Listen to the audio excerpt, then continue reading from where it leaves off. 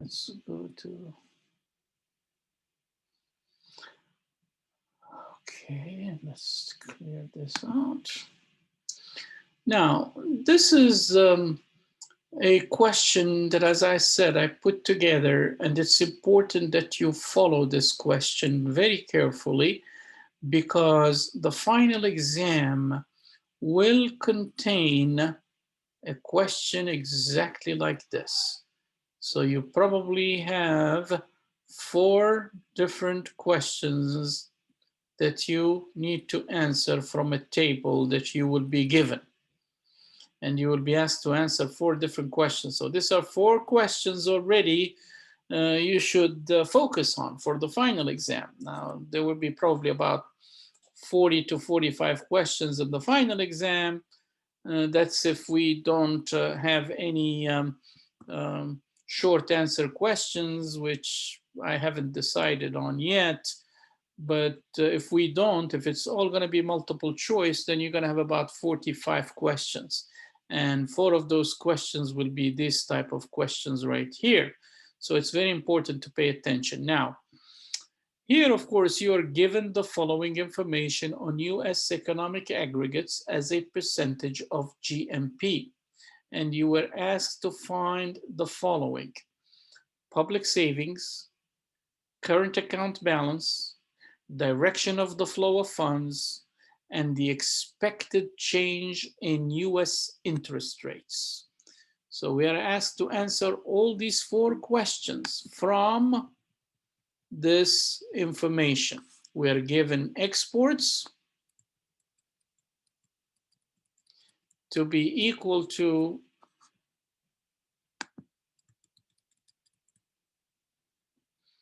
2% of GMP, and we are also given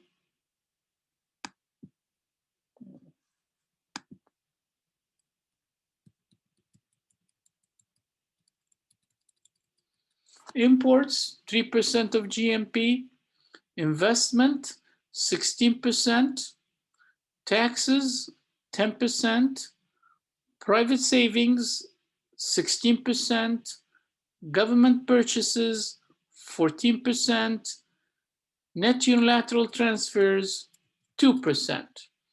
So we're asked to pretty much determine what public savings are, what the current account balance is, what would be the direction of the flow of funds, and what is the expected change in US interest rates. Okay, so let's first start with public savings. What are public savings? Everyone should know that by now. Remember, we defined public savings as simply tax revenues minus government purchases. That's what public savings is. And as you can see from here, public savings will be equal to 10% minus 14%, which is equal to minus 4%. So that's your public savings. Now, what is your total savings? If you remember last time we said total savings is equal to public savings plus private savings. So we already know what public savings is, and we are also told what private savings are, which is 16%. So my total savings would simply be equal to private savings 16% plus public savings, which is minus 4%. So what would my total savings be? Equal to? Come on, someone, very quickly. Total savings would be equal to how much?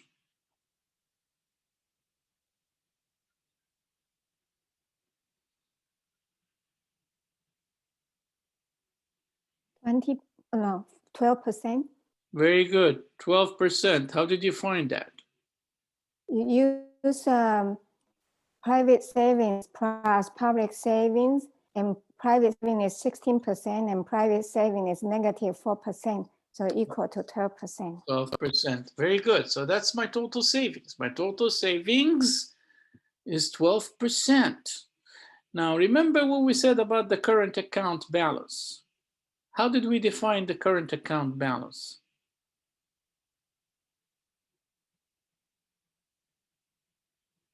As saving minus investment. Does this ring a bell? The current account balance, how did we define it?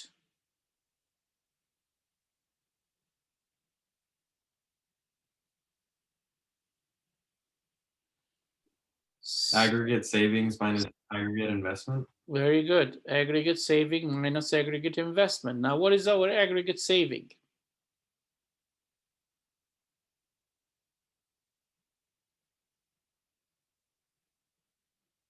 What is aggregate saving? We already found that. Just now, one student said what the aggregate saving is. Is equal to how much? 12%. 12%. That's my aggregate saving, 12%. What is my investment? 16%. 16%. So what is the current account balance?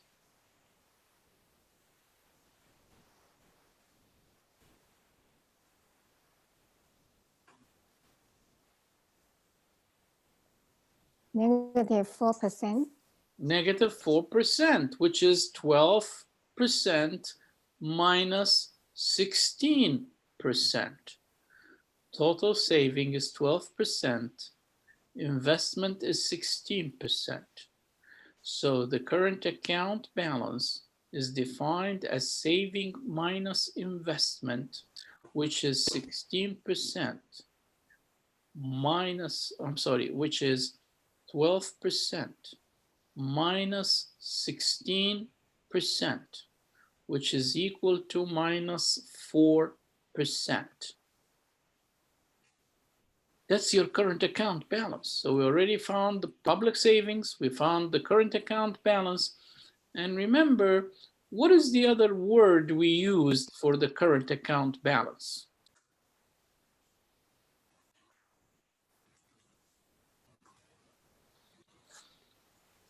We said that the current account balance is equivalent to the net foreign investment.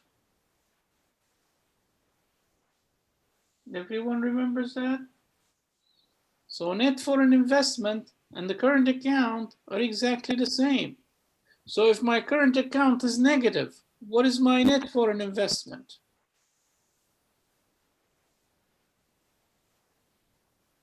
Negative. Negative, exactly. What does that tell me? If my net foreign investment is negative,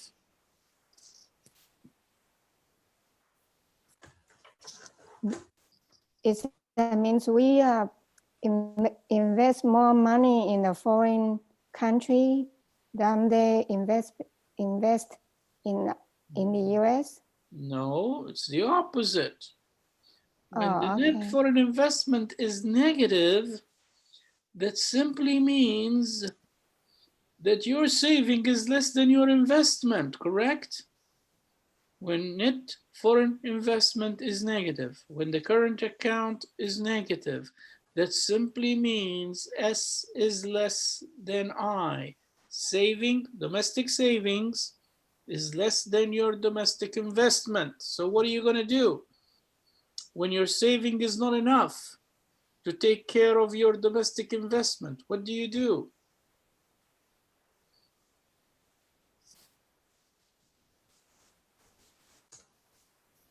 Either less spending and When, save more.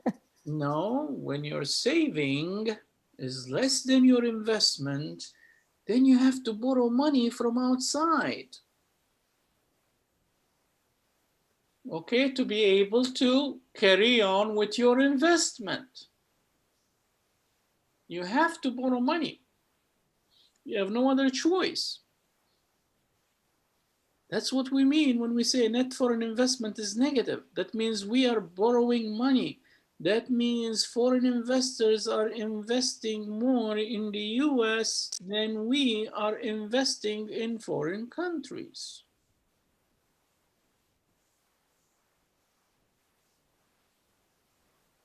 And this, by the way, answers the question in your homework, right?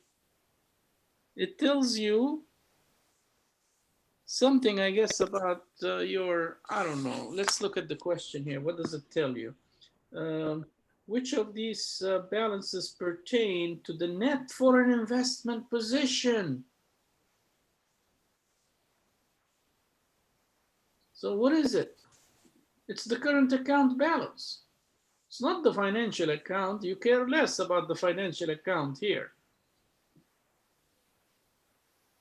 It's telling you which of these balances pertains to the net foreign investment position. That's what we have right here. We have the current account is equal to the net foreign investment. So it is the current account that pertains to the net foreign investment position of the US. And how would you describe that position? I'm going to leave that up to you. I'm not going to answer it for you, but the answer is very simple and clear here, straightforward. Okay, does everyone get that? Does everyone know what a negative net foreign investment means? Do you want me to repeat it again, or everyone is okay with it?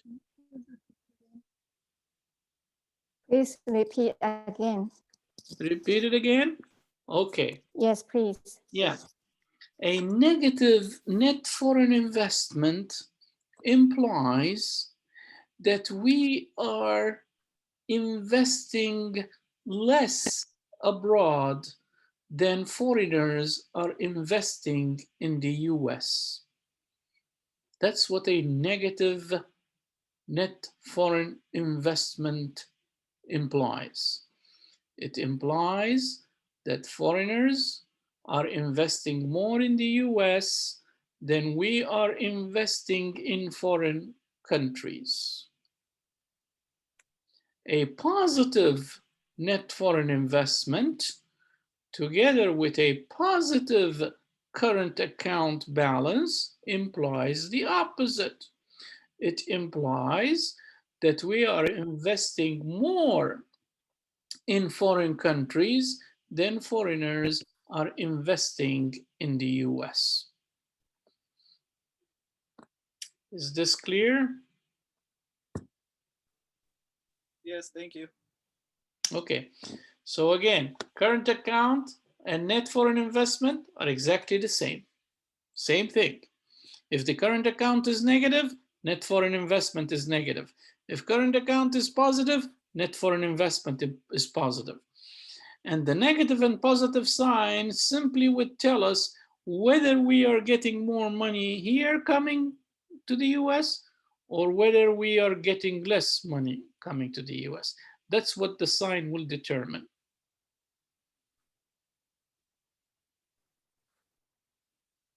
Okay, so let's answer question number 3.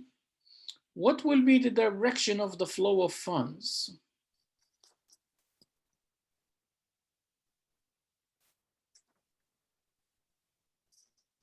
What is the direction of the flow of funds? In other words, are we having capital inflows or capital outflows in as far as our current account balance is concerned?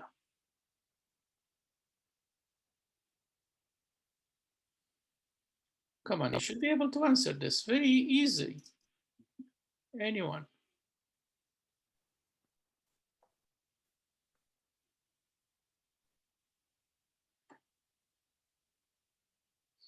What is happening to capital flows? Do we have capital inflows or do we have capital outflows as a result of our current account balance? Anyone?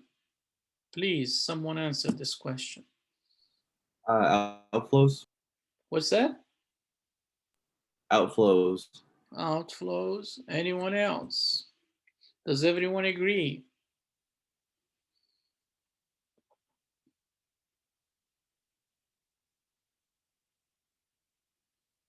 Okay, does anyone disagree?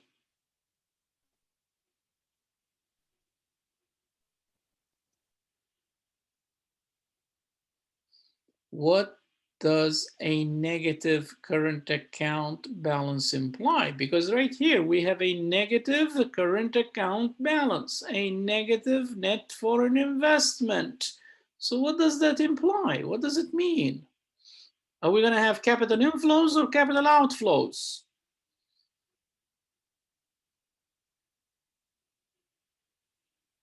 Capital outflow, correct? What's that? Outflow? Outflow. So Outflow, everyone capital. agrees it's outflow. Can I consider that to be the right answer or what?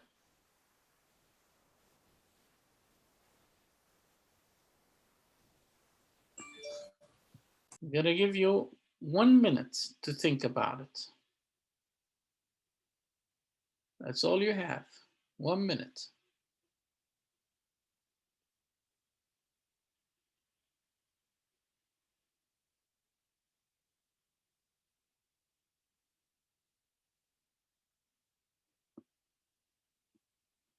Okay, time is up. Would What it be inflows because we're importing more? That's why it's negative. Very good. That's the answer. We're going to have capital inflows. Why? Because NFI and CA are negative. So we're getting more money coming in.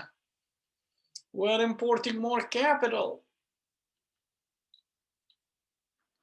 We have to, in order to balance our current account, we have to attract capital from outside.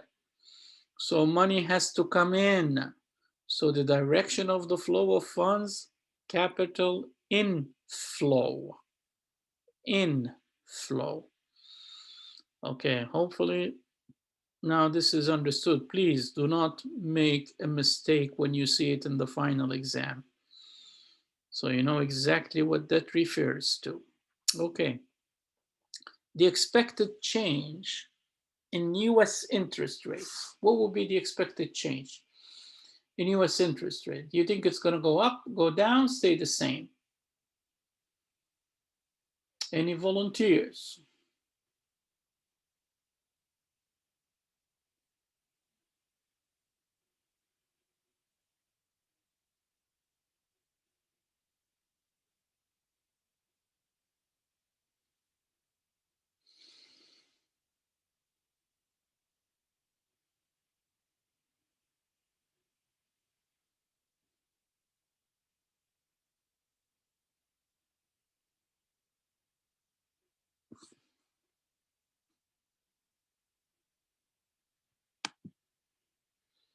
Any volunteers?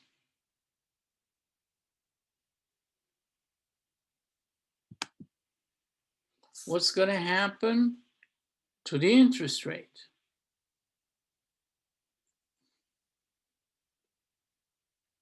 Freddie, are you there? Yes, I'm here. Yeah, can you tell me what's going to happen? So the interest rate, Yeah,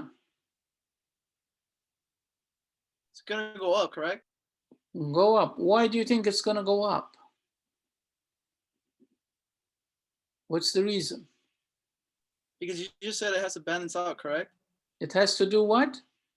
Balance out Balance out with what? with the current accounts.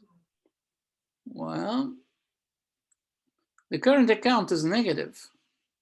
So yeah, so it's gonna So go. we're getting money coming in, right? That's what a current account being negative means. Money is coming in. There is capital inflow. So what's going to happen to the supply of capital in the US?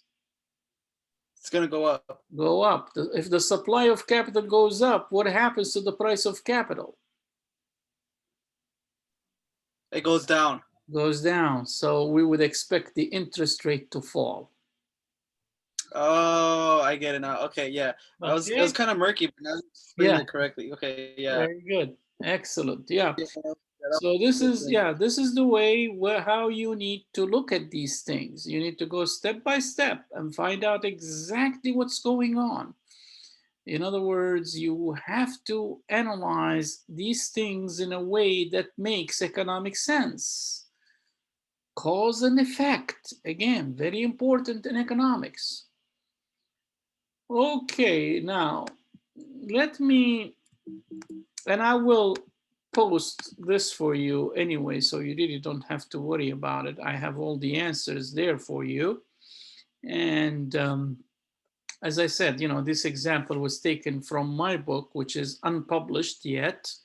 It's, I put this in an appendix to chapter 8, page 128. So that's basically the source.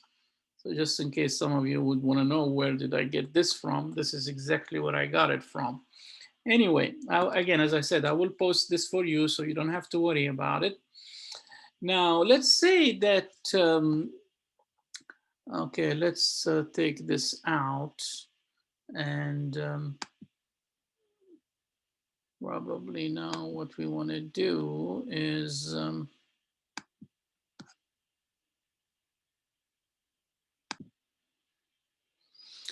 okay, before we go back to looking at the PowerPoints here and continuing finishing this chapter, a few things I would like to allude to here, and that is, okay, suppose the government decides to increase its transfer payments on, let's say, I don't know, maybe food stamps, welfare programs, all of these are known as transfer payments. Suppose the government decides to increase its transfer payments. How will this affect the current account? Will it cause a deficit, or will it cause a surplus? And how will it affect the current account if the government decides to increase transfer payments?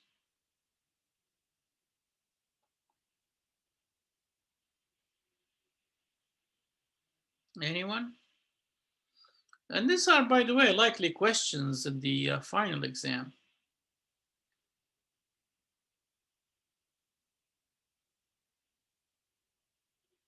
That would decrease it, correct? Which means what? Just talk in terms of deficit or surplus.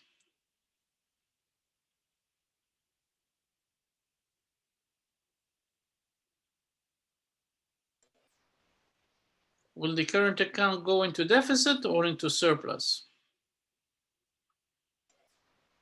Deficit? Very good. Why? Because they're getting rid of more money, right? Like they're spending money, or like giving. Because they're what? Because they're transferring the money out, right? No. It's like it's no. Okay, sorry. No, you're not transferring anything out. It's just transfer payments. In other words, you know, the government is spending more money inside the country on food stamps or on general relief or social programs or anything of that sort. Why would it lead to a deficit? The answer, a deficit, correct, but why? Again, go back to the definition of the current account. The current account is equal to saving minus investment. So if the government increases its purchases, what will it do to its savings? It would deplete it. Exactly, it will reduce its saving, correct? So when savings fall, then the current account will go into deficit. Is that what's happening now? Yeah, of course. This is one of the problems. This is one of the reasons why we have a current account deficit, because we have a budget deficit as well as we have a huge decline in savings, private savings. So private savings is really not up to par. In other words, we are saving very little of our income. We happen to be enjoying consumption quite a lot. So if you look at US GDP, 75% of US GDP is consumption, which is not healthy. Look at other countries. Consumption probably at the most for all other countries, regardless of what they are, poor, rich, industrialized, less developed, it doesn't matter. You look at the consumption as a percentage of GDP. The highest it would reach would probably be around 60%. That's the highest, that's the max. Now look at the US, 75%, and sometimes it goes up to 78, 79%. That's very high. The savings rate in the US is probably around, on the aggregate, that means private as well as government, is probably around 12 to 13%. Look at other countries' savings rate. Very close to 30, 32%. Huge difference, right? From 12 to 30%.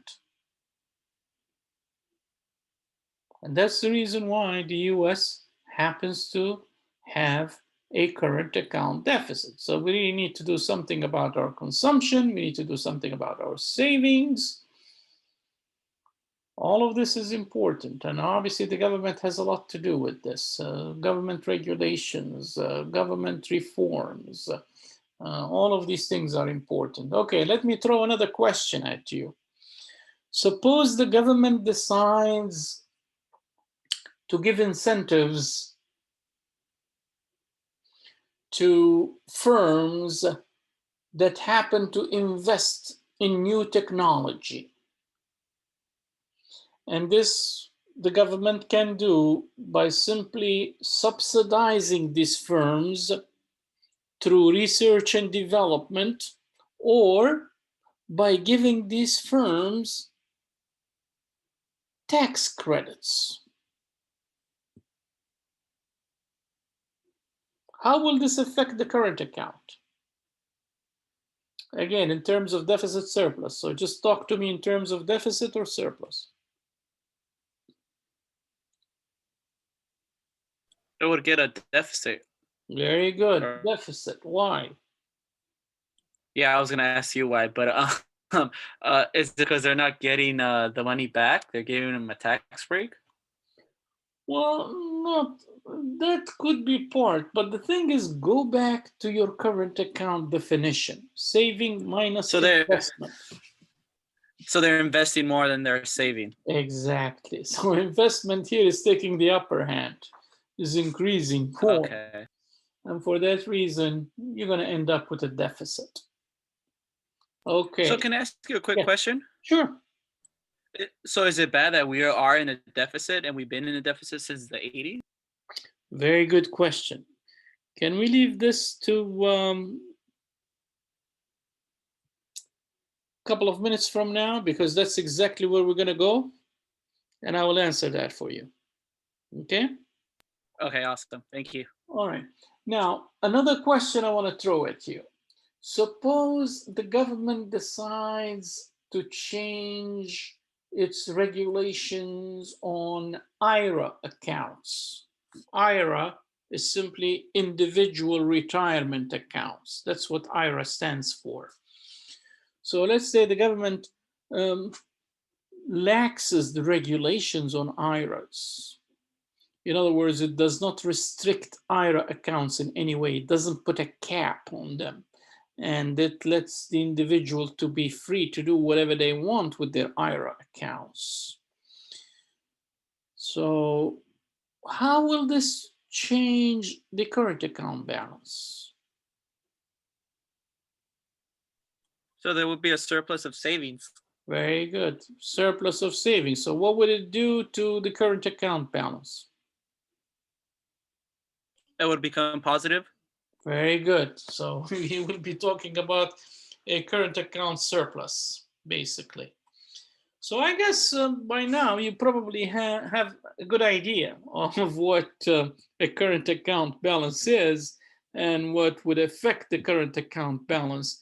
So, you can use a lot of these examples in your papers if you're doing your paper on the current account. So, you have a lot of examples, you have a lot of leeway, you have a lot of areas to investigate, address, if you will. And hopefully, you should be able to come up with a good, solid paper that is relegated to the cause and effect of the current account deficit.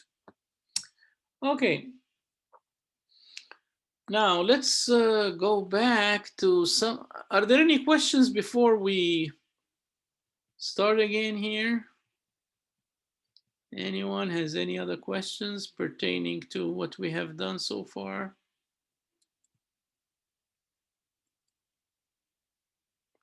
Oh, that's good.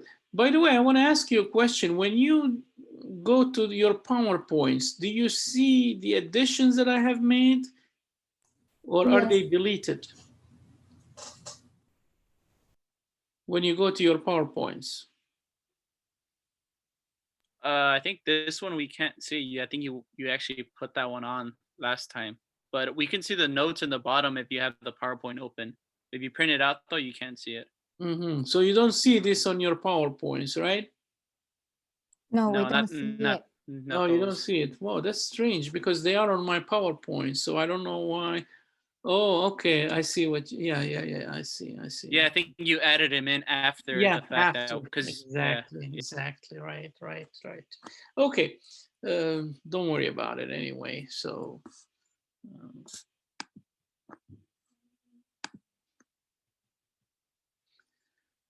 Okay.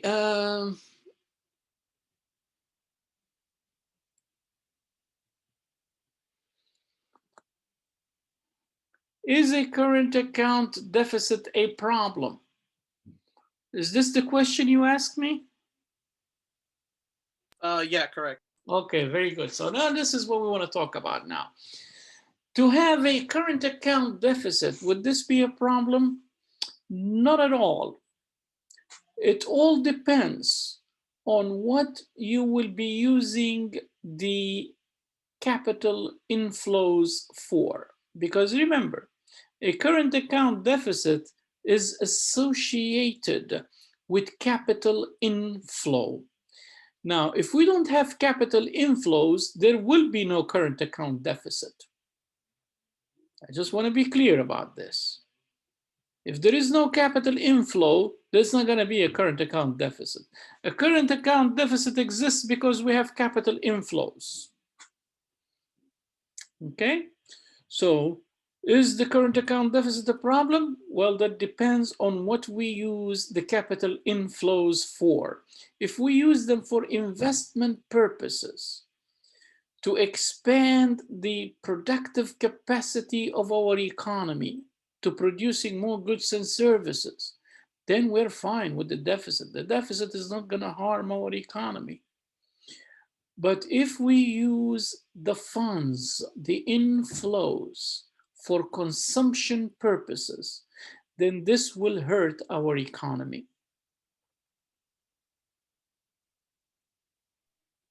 Can you So give this us a is quick basically, example on? yeah. I'm sorry, I don't want to cut you off there, but can you give us a quick example on which ones would be bad capital and good capital? Yeah, if you use capital inflows for investment purposes, like for example, for building infrastructure, for building ports, whether seaports or airports, for building factories, for designing new technology, in other words, anything that will be conducive to producing more goods and services, then this is a good thing. Then the deficit, the current account deficit, is not going to hurt our economy. In other words, it will be a point of strength and not weakness to have a current account deficit for our economy. But if we use the funds for consumption purposes, in other words, if we want to use it for consuming, just consuming goods and services, then obviously that's not going to be a good thing. In other words, if we use those funds to take a vacation, for example, somewhere, or if we use those funds to go to restaurants and buy more meals, or go to movie theaters, or you know, use it to produce consumer goods more than using it to produce investment goods or capital goods, then obviously this is not a good idea for our economy. So the thing I want you to understand here is that the funds that we're getting from abroad should be used solely for expanding the productive capacity of the economy to produce more goods and services. Like I said, factories, machineries, equipment, infrastructure, technology, all of these things are important.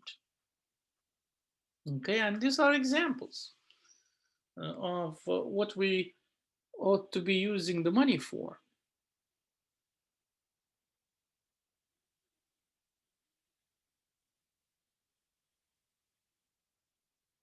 Okay.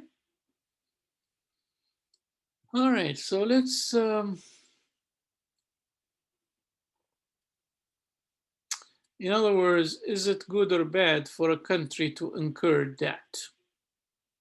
As I said before, it depends on whether the deficit is used to produce capital goods, or those funds are used for consumption purposes. If it is used for investment purposes, then the burden would be very slight. But if it is used for consumption, then obviously this will create huge problems for the economy.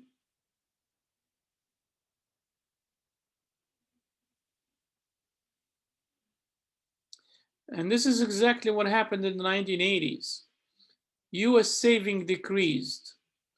US used foreign borrowing to increase current consumption. In the 1990s, deficits were driven by increases in domestic investment made possible by foreign lending. So in the 1980s, we were not doing the right thing. In the 1990s, we were. And that's probably what caused the, I'm sure most of you don't remember that because probably most of you were not born in the 1990s. But that's basically what caused the investment in technology. That's what caused the dot-com revolution. And those of you who are old enough would know what I mean by that, dot-com revolution. And the reason why we had it was simply because a lot of the money that we were borrowing from outside were particularly used for investment in technology. Okay. Now, what is the relationship between the business cycle, economic growth, and the current account? Well, obviously, when we talk about business cycle, we're simply talking about changes in the level of economic activity in the short run, meaning the country goes through recessions as well as economic expansions. This is known as the business cycle. And this happens in the short run. Economic growth, on the other hand, is long-run pattern of economic activity. So you will see that over the long run, the economy continues to grow. So the pattern is upward sloping.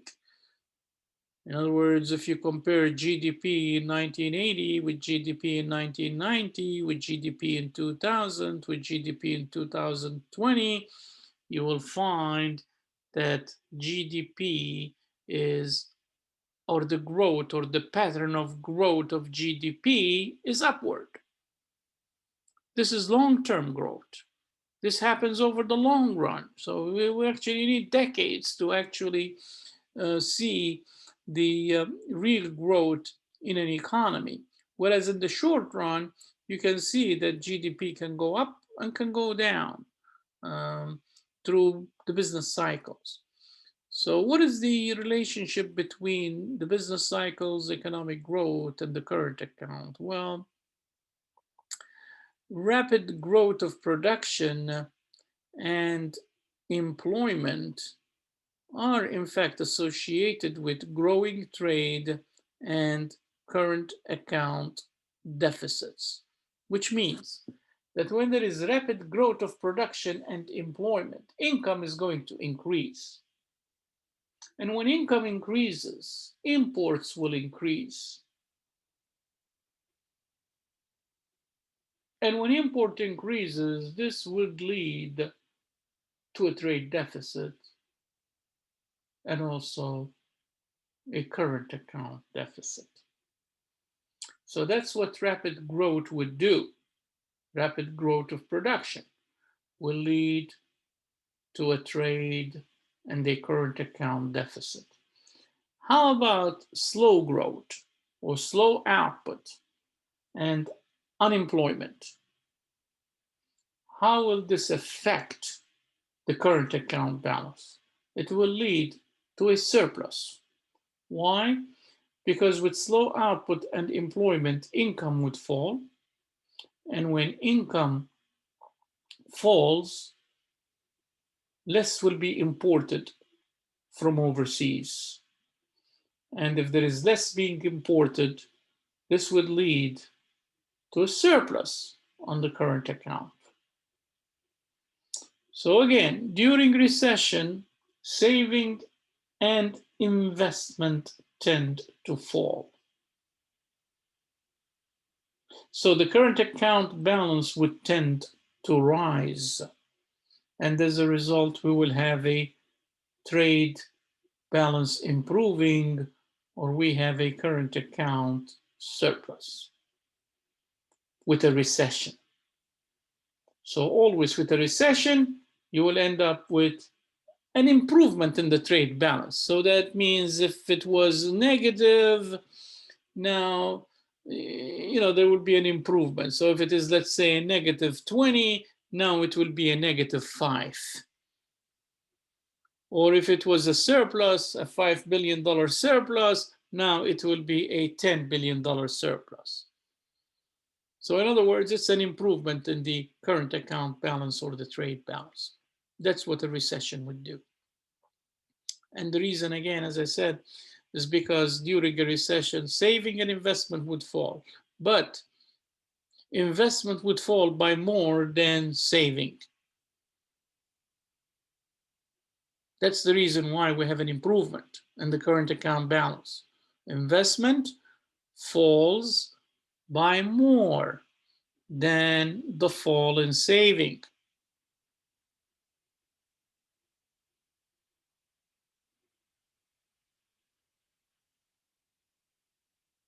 And the reason for that has to do with the elasticity of saving and investment with respect to income. So investment is highly responsive to a change in income, more so than saving is.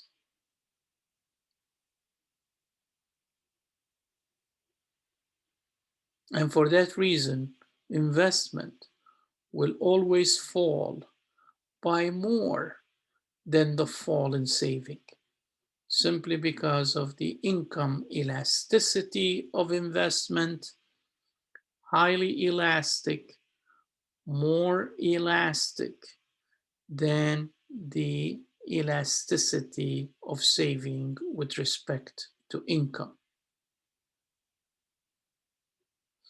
And the opposite will occur, of course, during periods of boom. So during periods of boom, you will have a deficit, or at least the current account will be moving towards a deficit, whereas during periods of recession or slow growth, you will have the current account moving towards a surplus.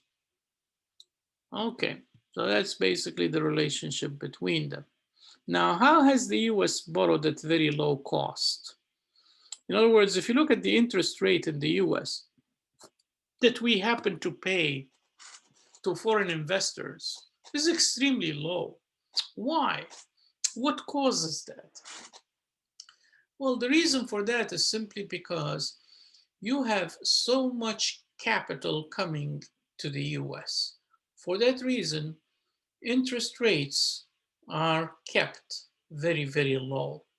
Now, if something happens to the supply of funds in the US, and if for some reason a lot of foreign investors happen to take their money out, you will see a sharp increase in the interest rate in the US.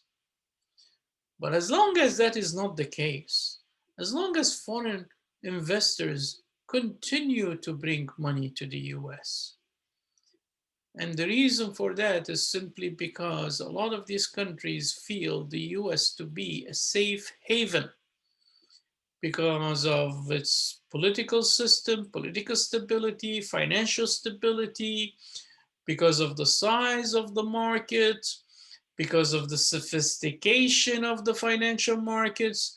So all the ingredients are there for creating a safe haven for investors. And because of that, foreign investors will continue to bring their money to the US, regardless of what the interest rate is. In other words, they rather bring their investment to the US when the US is paying, let's say, 1.5% to 2% interest, rather than putting it in Brazil or in Congo or somewhere else where the interest, or Russia or Turkey, where the interest rate is very high. Maybe, sometimes it reaches 7% and 8%, but those economies are highly unstable. And that 8% could turn very quickly into negative real terms. So yes, nominally it may pay you 8%, but in real terms, it could actually pay you a negative 2 or 3%. So that's something that, investors have to keep in mind always. In other words, the real interest rate is what's important. And not only the real interest rate, but also the, which we will talk about hopefully in chapter 11 or 12. I don't know exactly which chapter deals with that. When we talk about interest parity, then, this whole thing becomes very, very clear to you, because it's not only the interest rate that determines the real returns on our investment, but also what happens to the exchange rate. So it's both the interest rate and the exchange rate. Both of these are extremely important to what will ultimately happen to our investment. And this is something that investors take into account. Okay.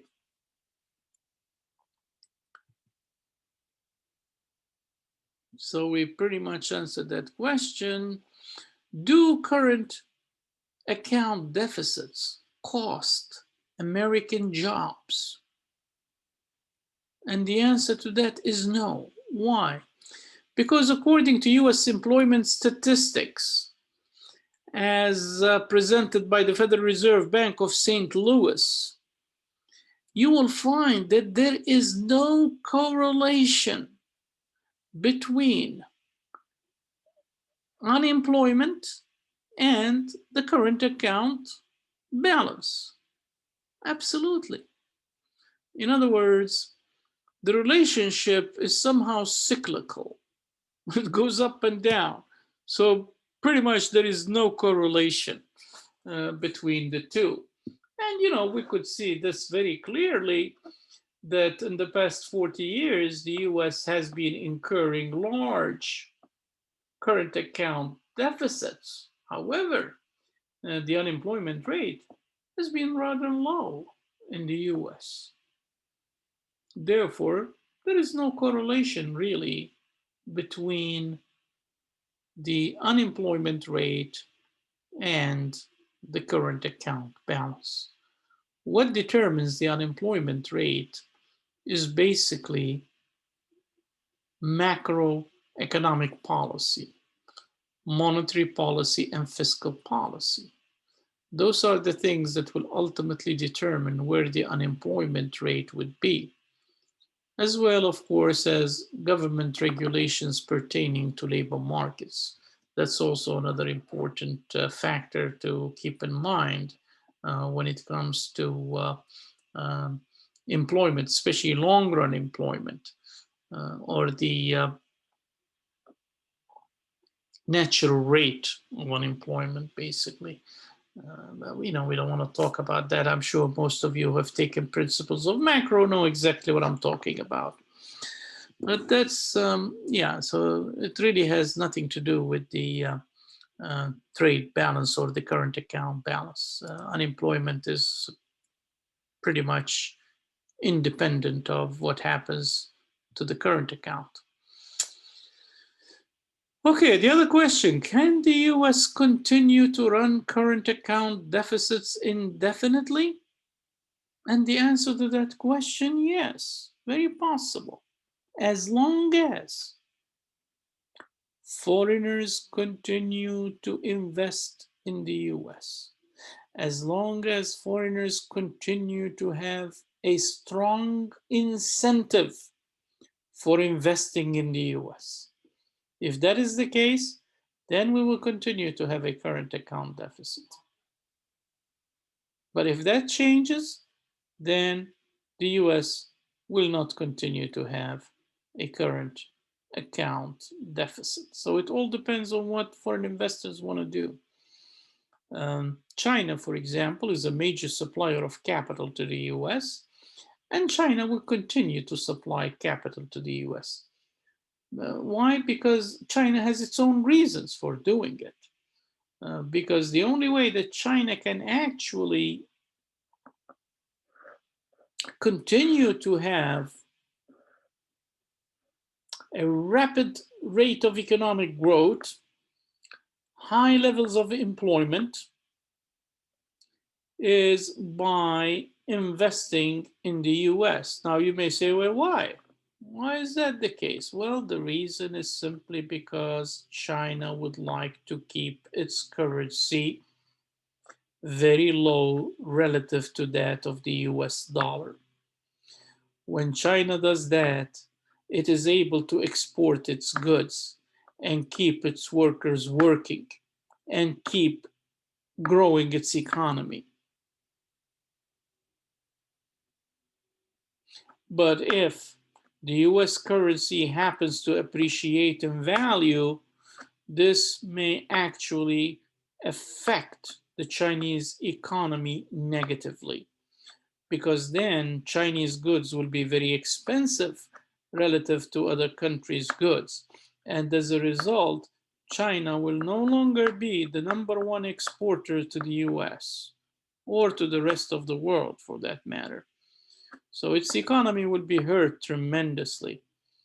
And that's the reason why China continues to invest in the US, because by investing in the US, they are actually buying US dollars. They are demanding more dollars. When they demand more dollars, the price or the value of the dollar will go up vis-a-vis the Chinese currency. And this is basically one reason, but there are other reasons why China does that, of course, and we don't have time really to go into it. But as I promised you before, that if we happen to change everything that, I'm sorry, if we are able to finish everything according to schedule, in other words, finish all the chapters that we need to finish, and we still have some time left, we will allocate that time to go over the Chinese-US trade relationships and the linkage between the US and the Chinese economy. And I think this is something that is not very well understood by policymakers here in the US, unfortunately. I don't understand why, because if they pertain to be economists, they should understand this underlying economic relationship between the US and China more vividly. And as a result, they should be conducting policies that is consistent with this type of relationship. But right now, I see that US policymakers, or at least some of them, or the ones that matter, the ones that count, happen to be moving in the right direction. I'm sorry, in the wrong direction. Again, you know, we will probably have to delve a little bit into political economy to understand all of the issues and all of the problems covering this issue. And as I said, it will take us some time to go through.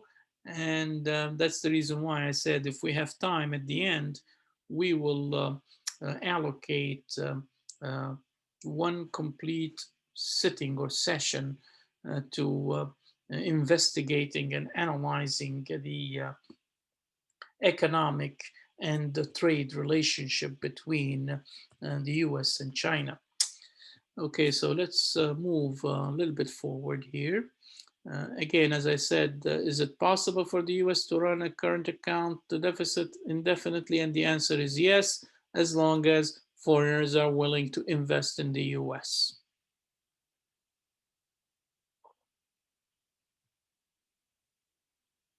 Now, the last thing that I want to talk about here, of course, is the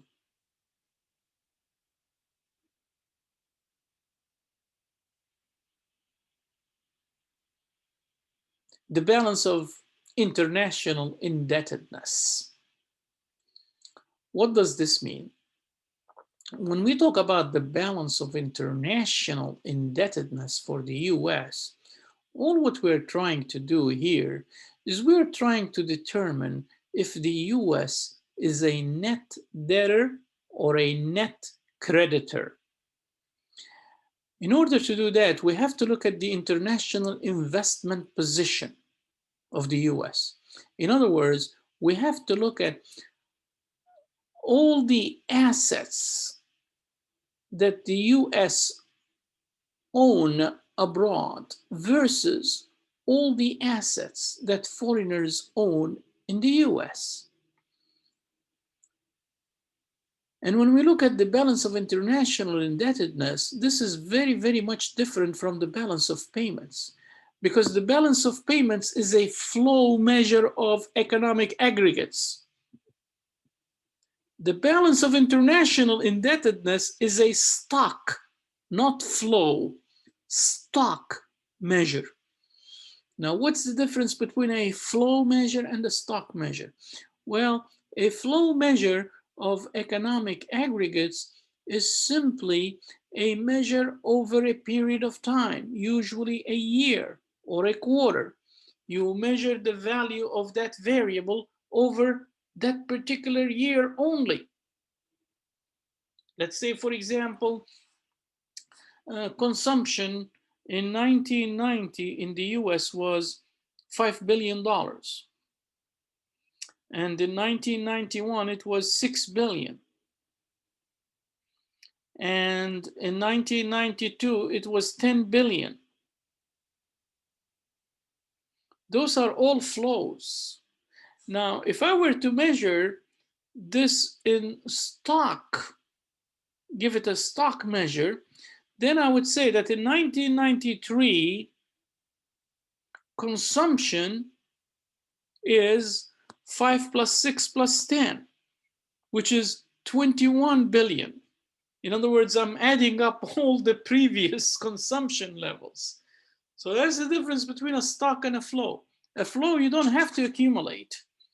A stock, you have to. So that's basically the difference between a flow and a stock. So the balance of payments is a flow measure. It does not accumulate over years. It tells you every year what is happening. Whereas when we look at the balance of international indebtedness, we're looking at a stock measure. In other words, we're looking at the value of all the assets owned by the US over the years, starting from the day they began until the point that you are looking at. So this makes a huge difference. So again, the balance of international indebtedness shows accumulated value of US owned assets abroad. Now, when the accumulated value of US owned assets abroad happen to exceed the value of foreign owned assets in the US, then the US is said to be a net creditor to the rest of the world. And the reverse will make the US a net debtor. In other words, if all the assets that we own overseas are less than what foreigners own here in the US, then we are a net debtor. So again, the balance of international indebtedness breaks down international investment into several categories so that pretty much policy makers can obviously see the separate category and be able to determine the liquidity status of the nation. So it's very important to do that. Now, the US, of course, was a debtor nation during the 1880s all the way up to the First World War. Why? Because the US was pretty much busy in trying to build its economy in the 1880s. Railroads, factories, infrastructure, etc. So they required a lot of capital to come to the US.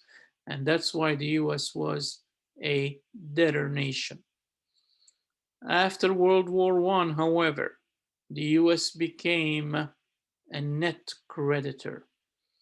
The US, in other words, was pretty much involved in investing in many countries. All the way up to 1987, from World War I, all the way up to 1987, the US was a net creditor. They invested a lot in Europe, especially in Germany, France, and Britain, and also in Japan. Huge amounts of US money went to build those economies. So the US was pretty much a creditor nation. In 1987, things started to change. The US became a net international debtor and has continued in this position, with foreign investors placing more funds in the US than US residents investing abroad. So this will give you an example right here. In other words, you can see very clearly that in 1995, US owned assets abroad were only 3,400 billion. Foreigners owning assets in the US were 3,900 billion. So that makes a difference of 500 billion. So obviously we are pretty much, in other words, our net international investment position is negative 500 billion, which makes us what? What does this make us? Anyone?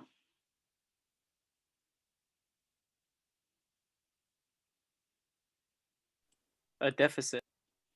Yeah, what we call that? What do we Net call it? debtor. Very good. Net debtor. The US is a net debtor to the tune of $500 billion.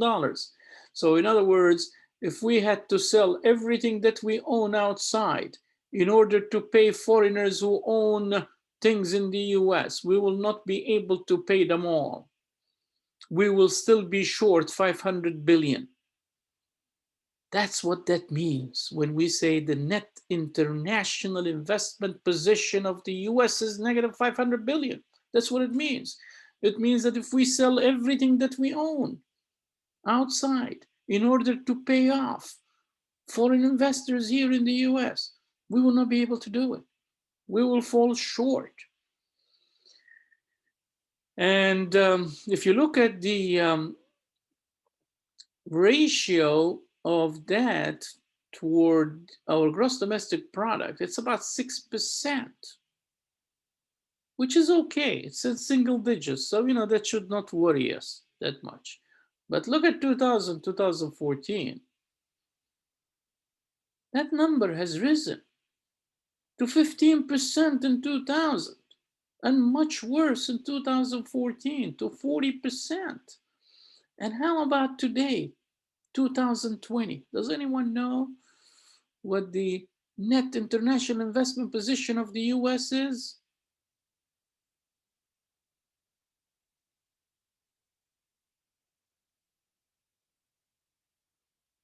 So you can Google that. I myself, I don't know what it is, to be honest with you.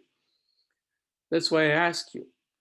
But, it's very, very simple. You can Google it and, it will tell you exactly what it is.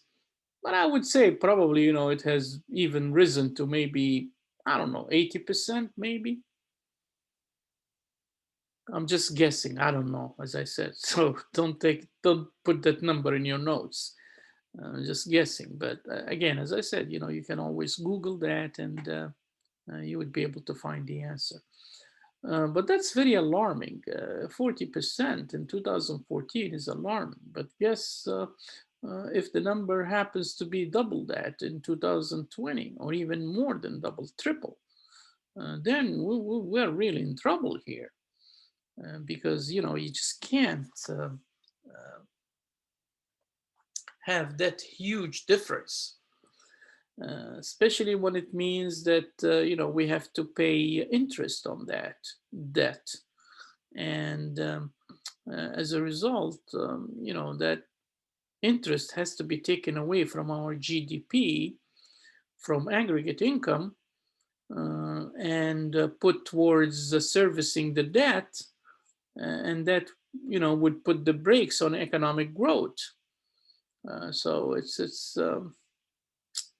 a dicey situation, but anyway, that's basically what that is. So now, if you look at this 24 trillion that we have here, this is an accumulation of all past US owned assets. So in 1995, it was 3 trillion, 2000 was 6, so that's already 9. And then, of course, 2011, 2012, 13, 14. That's how you come up with that 24 trillion. So it's an accumulation, because this is the international investment position. It's not the balance of payments. Balance of payment is a flow. International investment position is a stock. So it obviously accumulates the values. Anyway, that's basically all that we have.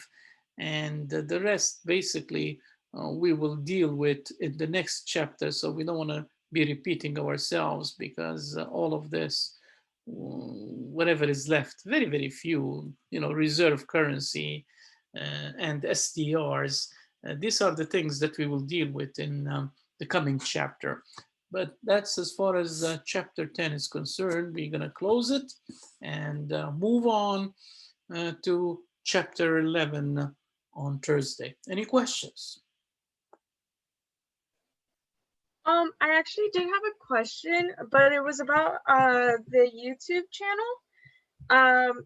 When I was doing the number 4 homework, I wanted to look back at the lecture that we had that kind of went over like the homework, just to like help me out, but I didn't see it on the YouTube channel. I only see 4 videos, and 2 of them, I don't think they're like for our class. Oh, no, it's all on YouTube. Did you put Nasser Duella? Did you type? Yeah, let me double check, because like the video, oh, do you have 2 channel? Oh, okay, you know what? Never mind. I Yeah. found your other channel. Okay, yeah. Yeah, My bad. Okay, I yeah. just found it now. Okay, they're all there. All my lectures are recorded, and you see the topics on them as well. So Yes. everything tells you exactly what the lecture is about. Yeah, I just accidentally found probably an older channel of Oh, yours okay. then. Maybe you know what? Because I have actually 2. I have one under Nasser Duella and the other one under Abdu Nasser. So, Yeah, I found the Abdul Nasser one. yeah. No, don't go there. Just go to Nasser, ND instead of AD. Go to ND, Nasser Duella. That should give you all the recordings. Thank you. No problem. Any other questions?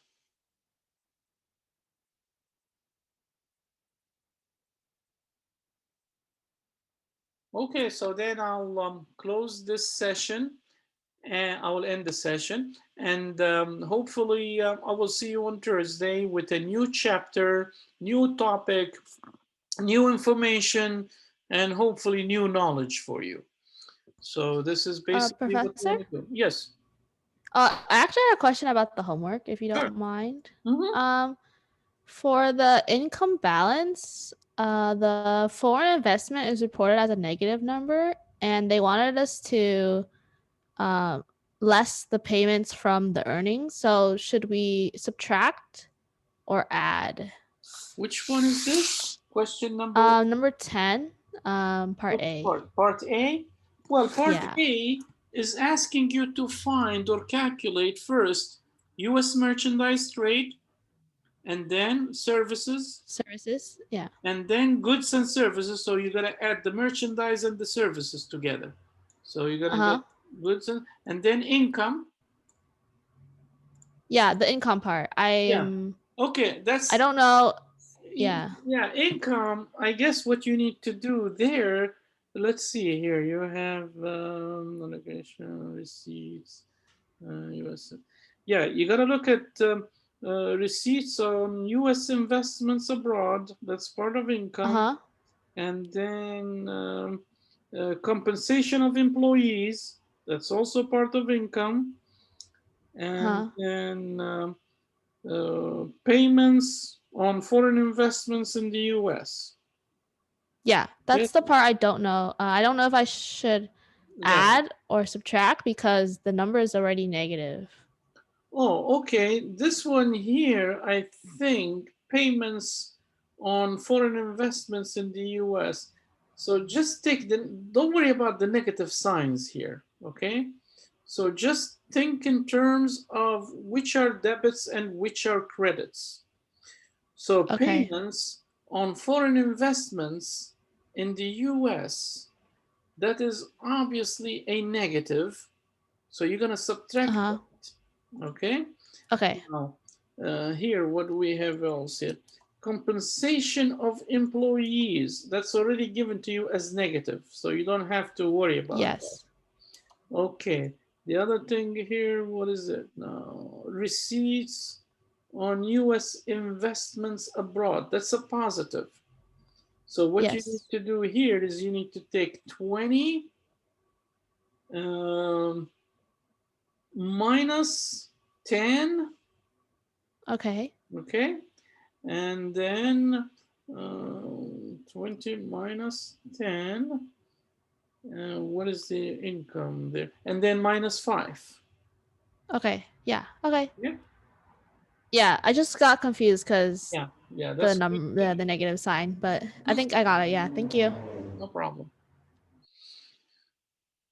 Any other questions before we leave on the homework? Anyone has any question on the homework? The homework is due tomorrow, by the way. Well, anyway, most of you have already left, so I don't know, just a few left here. So those who are left, if you have any questions, please. Otherwise, I need to end the session. Yes, Professor. Yes. So for the 10 homework number 4, 10.b, Mm-hmm. so you mentioned a while ago, we are looking at for the investment position of the US, we are looking at the current account. Correct. Which is exactly balance. equal to the net foreign investment. So it's negative, right?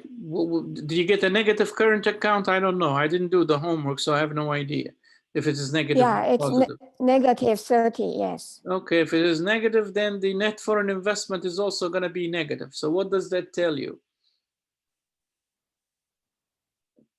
Capital inflows, right? Yeah. We're getting more money into the US than we're taking out, to the tune of, I don't know what your current account balance is. If it's 20, that means to the tune of 20. If it is 30, to the tune of 30. You know, we're getting $30 billion more going out than coming in, or $30 billion more coming in than going out. It all depends on what the current account balance is, if it is negative or positive. So if it is negative, it means money coming in. If it is positive, that means money going out. Okay, so if current account is negative, means money coming in. Correct. Okay. Okay, thank you. You're welcome. All right, any other questions? So we have Tiffany, we have Michael. Well, you're both here. Anyone has any questions? No? Okay. So I guess I'll see you on Thursday. Thank you very much, and have a good day. Thank you. You're welcome.